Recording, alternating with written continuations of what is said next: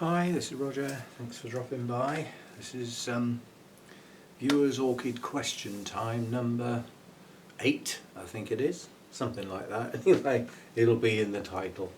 An assortment of questions, but before I get on to those, tiny little beetle-like creatures in the water after watering some mounts. It's not springtails. I've had springtails before. I know exactly what they look like. Yeah. Otherwise I'd have said it's springtails, wouldn't it? It's the fact that I don't know what they are. They are beetle-like. So they're little round creatures with legs sticking out. Springtails are long and thin, and they tend to move a bit when you poke them, so it's not springtails. But whatever it is, I want it gone. And experiment today while I was watering. You can see that lot up there aren't up there at the moment. Or you probably can. Yes, you can. That's because they're still drying. And I kept my eye on the water. I watered everything in the same order as I always do. There's method in that madness, that way nothing gets missed out. And kept my eye on the water. As you know, I reuse water a bit. I use an amount that does half a dozen plants or so, and it runs out, and then I top it up with fresh. So although it's being reused, it's not a total reuse. And I kept my eye on the water, looking for these specks to appear. Nothing until I got to that lot up through there, which was what I suspected. And some of those are my oldest mounts. Yeah, and first thing I did was the two new ones that were up there, which was I can't remember which ones they are, but they got mounted with live moss. So first port of call was those two, because if the bugs were in the moss, and they would come out when I watered them. So I watered those two first, nothing, a couple of bits of moss, but no bugs. Yeah, and then I moved on to a couple of others, and one or two I did, and I looked at the water and I thought, could be, but not a flood of them like I had last time I sort of noticed them, if you know what I mean, until I got to one in particular, and then they were there. So that one's bad. And then I thought, well, those up there have changed order and would often get done with only one or two changes of water. So if those bugs are on any of those mounts up there, they're probably on all of them. Now if they're the type of bug that lives on decaying matter, that's fine. But if they live on organic matter, they could be nibbling at the roots. And because I don't know what they are, I don't know what they eat. So I know what they're going to eat next, chance I get, something they're not going to like at all. I'm just going to use, I've got the SB Plant Invigorator and Bug Killer. It's a soapy wash type thing, totally organic, totally harmless, not going to hurt the plants at all. As a bug spray, you can spray your plants every day if you want. It's even got a little bit of feed in it, because it's, you know, you'd be doing a foliar spray, wouldn't you, if it was that sort of bugs. But yeah, so I'm going to try mixing up a solution of that and watering it on as though I was watering my plants, and then just keep my eye what happens afterwards. And if the water seems clean after that, then I'll have probably got most of them, but then I'll probably need to repeat it again. So that should sort those little things out. But as I said, they were beetle-like creatures, not long, thin things that jump. As I say, I've had springtails loads of times. I've had springtails in non-orchid stuff as well. They get in pots, and normally you water and then boing, boing, boing, boing, boing. It's all in the name, you know, spring tail. But apparently there are some that live in the edge of water, shallows and things like that, which are not the same sort of thing, I wouldn't have thought, but just another variety. But as I said, springtails tend to be long and thin, not little round creatures, like beetles, which is why I said they look like beetles. Right, that's that out of the way. Right, the questions are quite varied, and some are strange to see why they were asked. We shall go anyway. So Plant Basics said, what is the most difficult orchid I've had or got? There isn't one. There are some. the ones that I would class as difficult orchids are ones that I'm trying to grow in the wrong environment. And then I'm always going to struggle with them, aren't I? There's, you know, if I had a cool cloud forest environment, then some of the ones I'm struggling with would grow like weeds. And some of my others would do really badly. Yeah? So a lot of it is geared up to the environment. And where I struggle most is where plants are towards the edge of that environmental range. Like a warm grower is not going to like my winter. Yeah, I can't really say an orchid that's the most difficult one. I could say anyone that's died on me, but then some easy, ordinary Oncidium type intergenerics that are, you know, common as muck and everybody grows them successfully. I've lost some of those, so it's difficult to say. No real answer there. And what would my dream orchid be? I've said that many times. A mature, specimen-sized Dendrobium Victoria Regina. No contest. So that gets straight answer on that one. Right, Joanne Taylor asked, well, she said she mistakenly ordered some Dendrobium cuthbertsonii that when they were delivered they were mounted. She didn't read the small print apparently because the picture showed them in pots, which is what she was expecting. She can't be doing with mounts, doesn't fit in with the lifestyle and everything, perfectly understandable. So would they be okay to take off the mounts and put in pots, and is it going to set them back? Again, yes and no. If most of the good roots on them are attached to the mount, you're going to damage them. They're quite brittle, cuthbertsonii. They're quite thin, quite fragile. If they're attached, the chances are you're going to break quite a lot. So there will be some setback. However, if they haven't long been on the mount, then they'll probably be okay because they won't be attached. Give them a good soak before you try and take them off, but you have to look at it from the other side. If your lifestyle and everything doesn't suit the mounts, they're probably not going to do very well on the mounts, are they? So they'd be better coming off even if they do get set back a bit. Very high humidity for cuthbertsonii. You're looking at happy place, 85 to 90% humidity. You can't do that in a house unless you've got some sort of enclosure, a terrarium or something like that. They really need good humidity. Otherwise, however you pot them, mount them, whatever you do with them, they're not going to do that well. They do need that humidity. That's that. And question 2. What's the most unfortunate thing that's ever happened to me in the orchid world? It's a little story. When I was new to the Bournemouth Orchid Society, the time I joined was the coach trip, so that probably would have been April or May, something like that. That was my first, encounter with them, was to go on the coach trip, because it was open to non-members and they were going to Burnham Nurseries. I thought I'll have some of that. Got chatting with some people, decided to join. And a couple of meetings later was the summer garden party.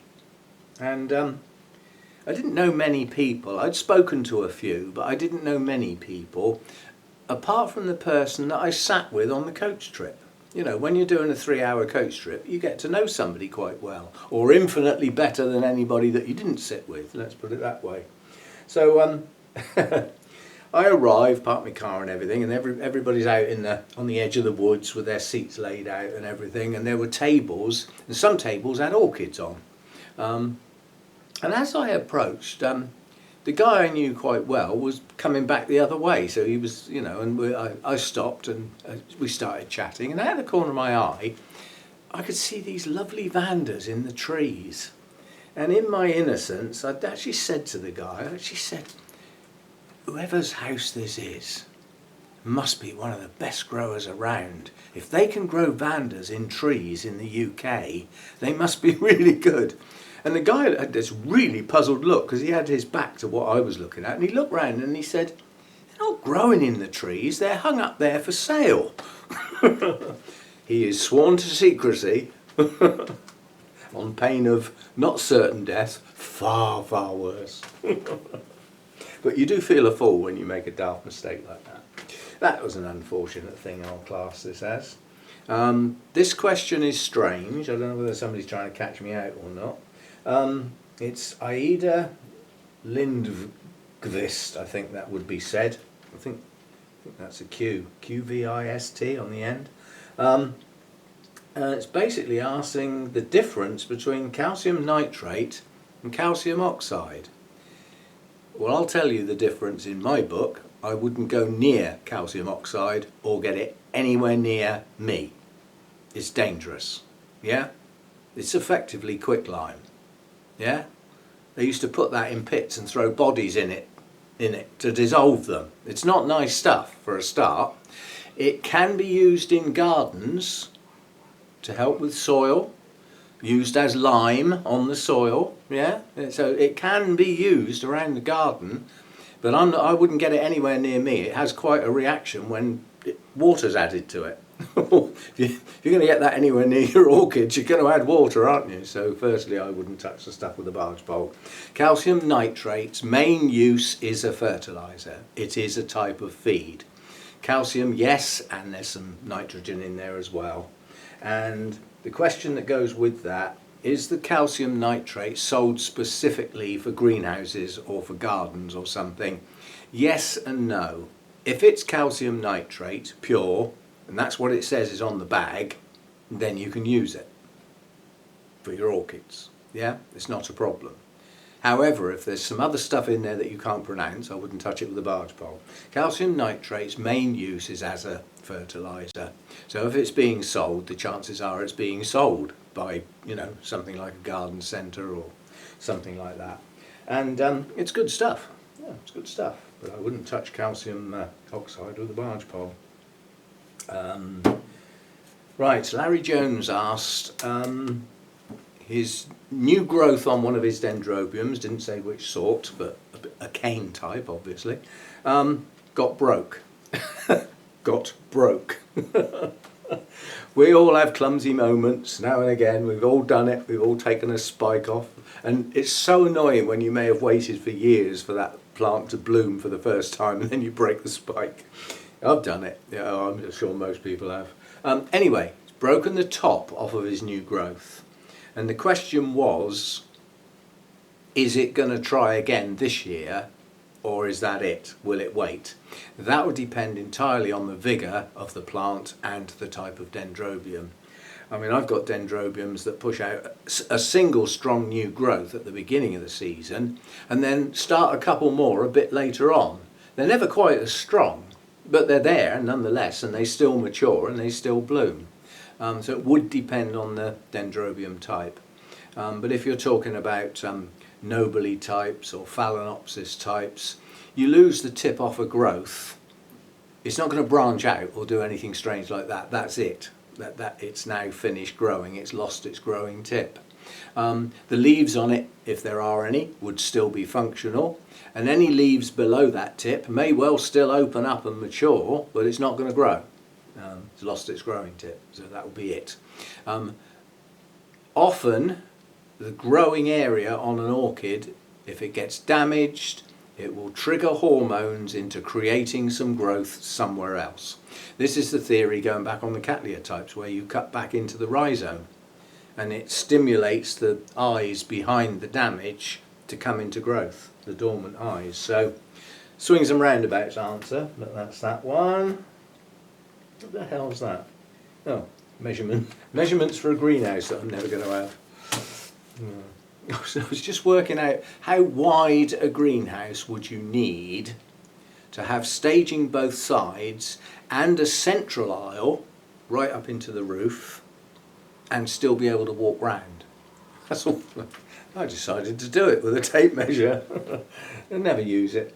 There's no way I'm ever going to have a 10 or 12 foot wide greenhouse. Certainly not here anyway.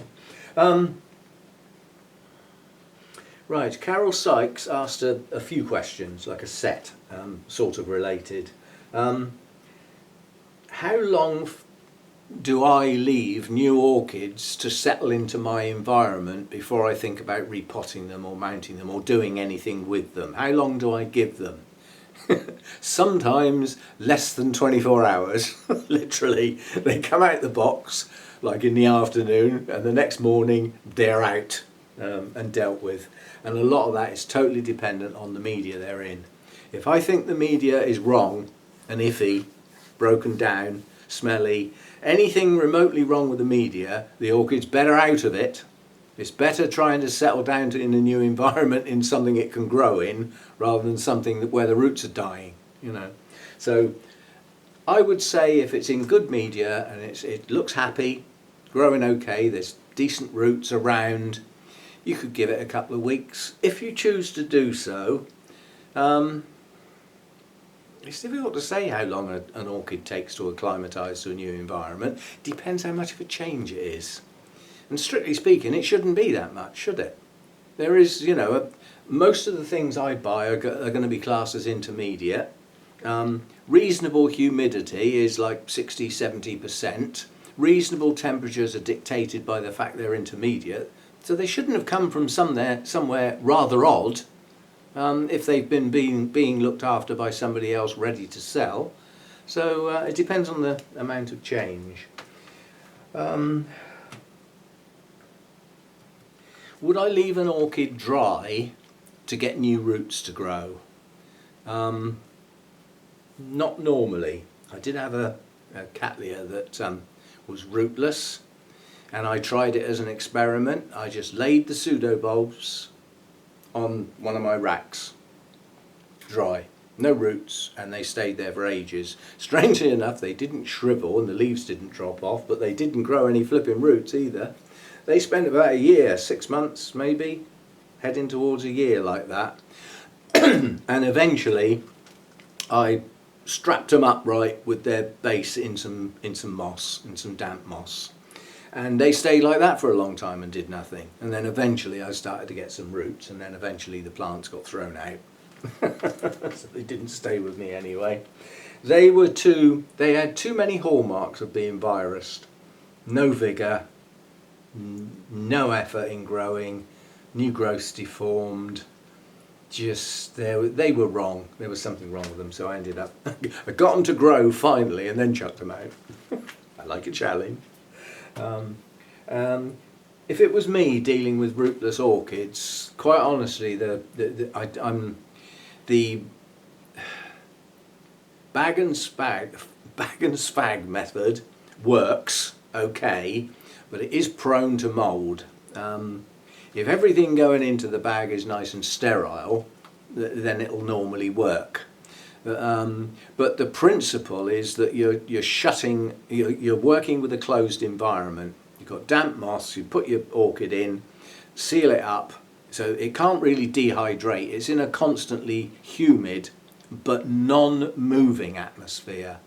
Don't get the sun anywhere near them. It'll get instant condensation, and then the plant's soaking wet. That's not the same as being in moist air, actually being soaking wet. It does work. I'm not too keen on the idea of sealing a plant up.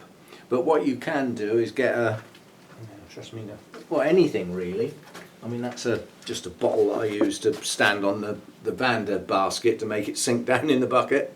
It has a predetermined amount of water in it so that it does the job. And you know, you could cut that off, you know, near there like that, so that you've got a container with tall sides. Doesn't matter whether it's clear or not. It probably would be better if it was. But a lemonade bottle, fizzy drinks bottle, anything like that, and put some damp moss in the bottom. Not an inch of water with some moss in it. Damp moss. So get it nice and wet, and then gently squeeze it. So that most of the surplus water comes out. Damp moss. And then stand the plant just in it, not buried, like sitting on it, coming up the sides a bit. And just then it'll lean against, if you've got a nice tall container, it'll just lean there and not wobble about. Yeah? And in addition to that, you've now got a column where the air inside is going to be constantly moist because of the damp moss. So you're going to keep your plant reasonably hydrated. Don't put it in bright light. Certainly don't put it in the sun. So that's the method I use, but the best method of all is don't get them rootless in the first place. But we all know we buy them in good faith, we come to repot them, and they flop out of the pot and you think, here we go. I'm sure it had roots once, but it hasn't anymore. So that's that. Right, so the last one from viewers, because I've got one of my own that I'm asking metaphorically because I want to put the answer out. Mark Pullen asked about spikes. This is on Oncidium types, intergenerics probably. In this particular case it was on a specific plant. Spikes on non-mature pseudobulbs. Is this normal? For some, yes, perfectly normal. And on others it would be an oddity. Pardon me, but some have got that trait. I mean, zygopetalums do it. They push up a new growth and then it's just getting going and the spike comes out. Yeah. Some coelogenes will do that as well, push up a spike on a very immature growth. On the Oncidium intergenerics, yes, some do, but it's difficult to pinpoint it. The types of brassias, or ones that are mainly brassia, not necessarily total brassia, as in, you know, a sort of non-intergeneric, I've known those do it.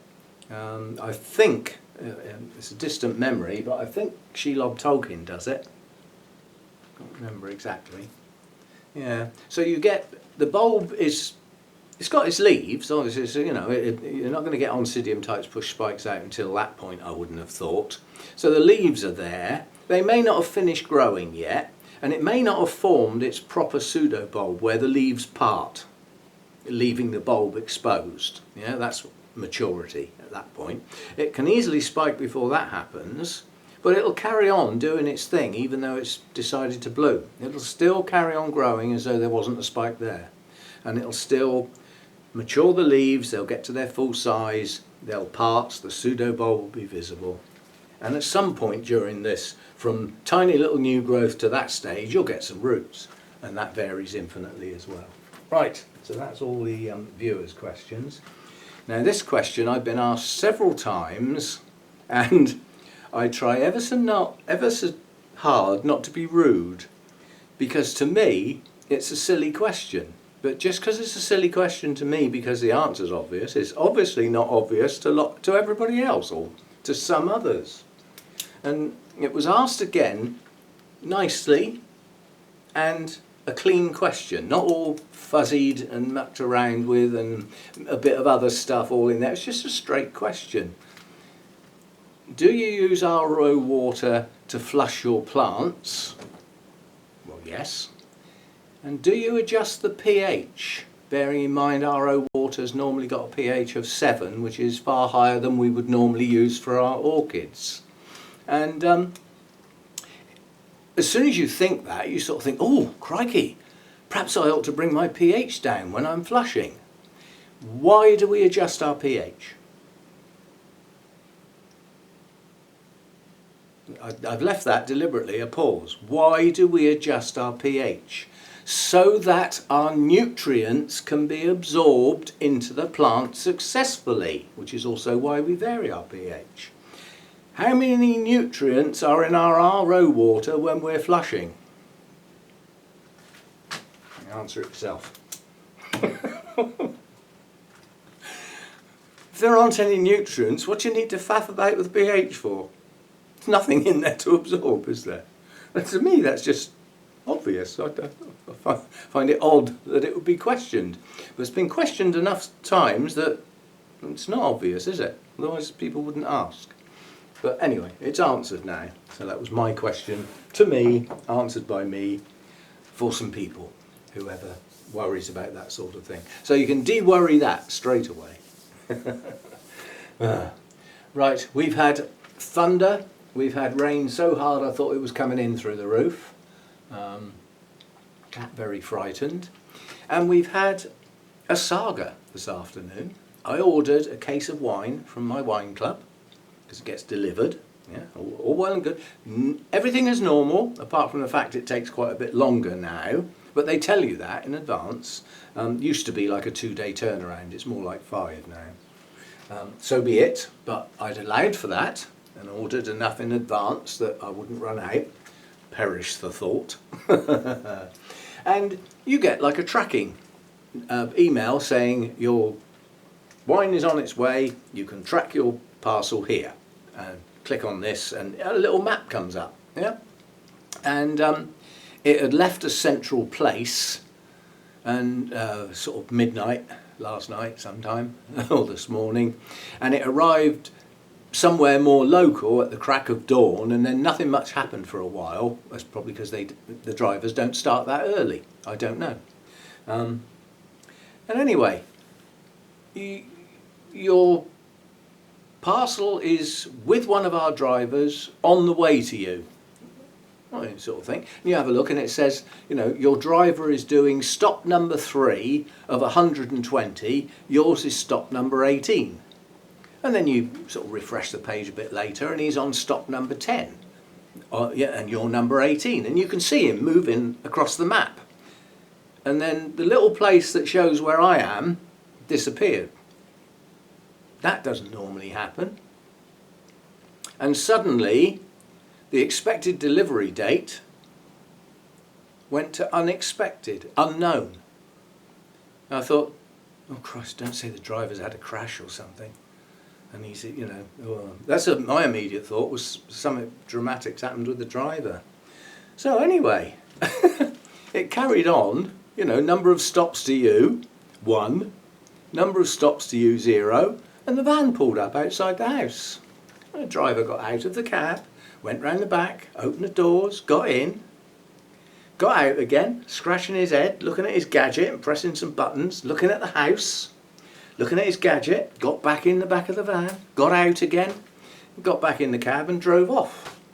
Obviously my box wasn't in there, was it?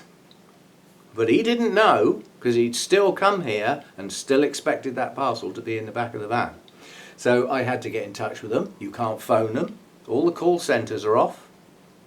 Yeah, you can't get hold of anyone now. They're all self-isolating and can't work together in an office or anything.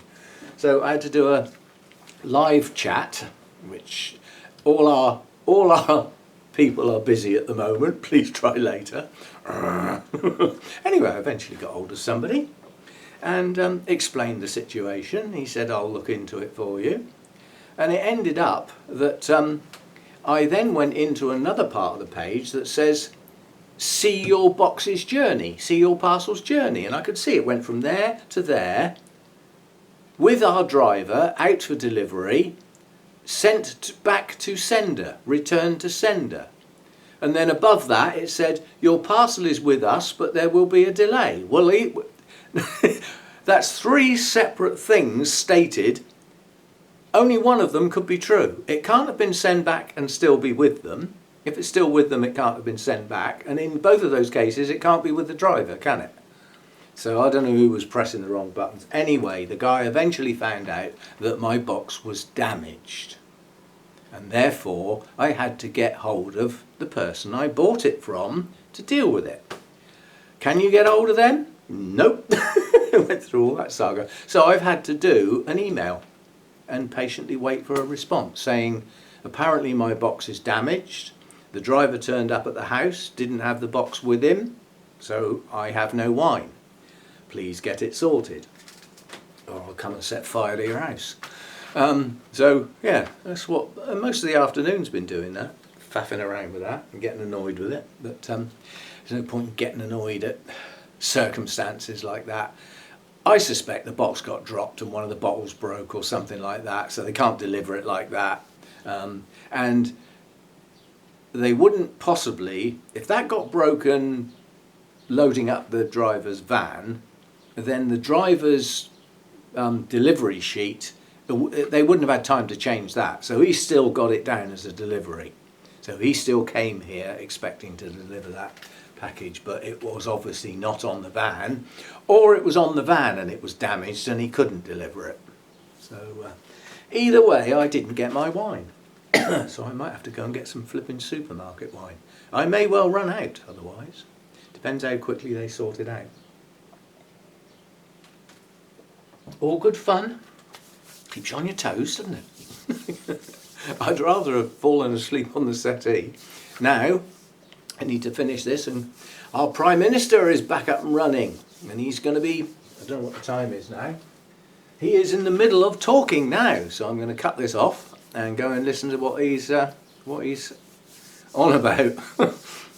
I know exactly what he's going to be saying. He's going to be saying, you're all wonderful, you're all staying at home, you're all doing a grand job, and we're not lifting the restrictions because it'll just go mad again. And if that's not obvious to the people, then they need to go back to school or something or other. It's blatantly obvious. If people start mixing together and we don't know who's got it, had it, it's going to go off again, isn't it? So I'm sure we're staying indoors for some more considerable time. And slowly but surely, little bits will be allowed. But they can only do it a little bit at a time, because during those bits they've got to watch and see if those curves start to flick up the other way again, in which case we'll be locked up again. So it might be better to just stay locked up and let it fizzle out as best as we can. Wash it away. Anyway, I will see you next time. Thanks for dropping by.